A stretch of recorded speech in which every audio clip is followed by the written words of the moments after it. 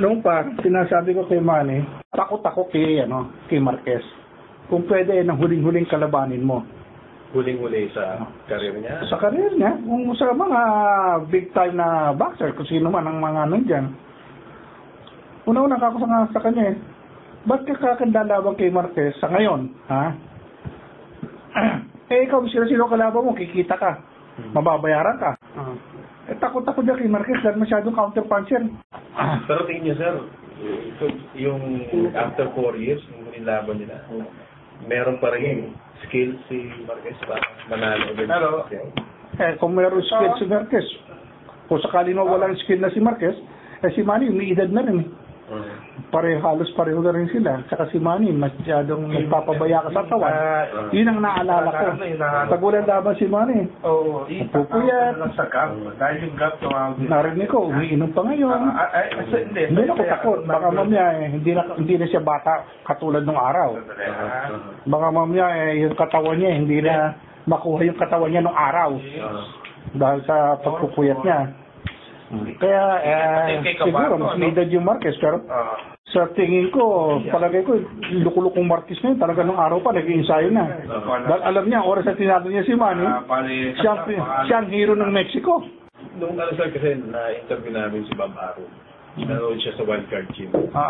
First time na nakita na 2 hours nag-ensayo. Manny, walang ito. Normal ba? Sa inyo ba nung time ninyo?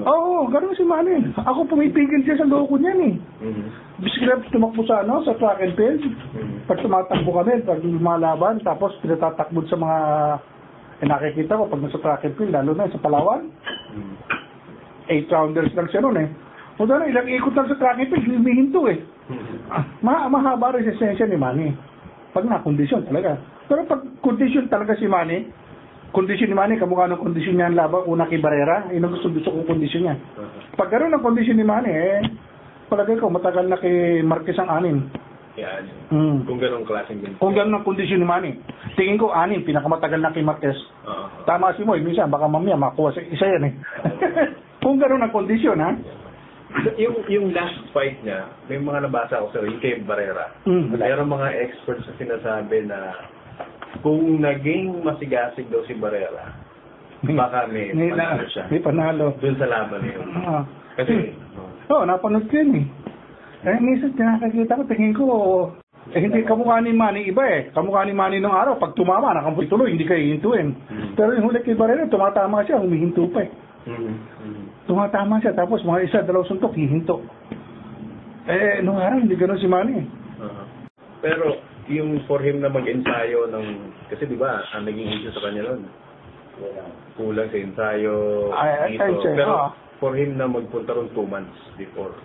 Well, hindi ko nakikita, but I hope. The way Manny, kung talagang, I think nag-ensayo ng gusto sa ngayon. Alam niyang, hindi basta-basta kalaban niya si Marquez din. Sana makondisyon siya, makarecover yung katawan niyang abuso niya, ma-recover niya ngayon sa ensayo niya. At makondisyon siya kamukha nung laban niya kay Barrera, nung unang laban.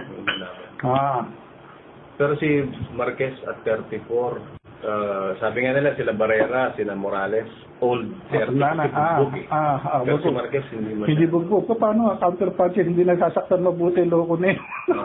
Hindi na bubugbog Karamihan ng laban niya, tingnan mo, kapag nakalaban niya parang counter, hindi nakakasakitan, titinginan lang, nag-aabangan.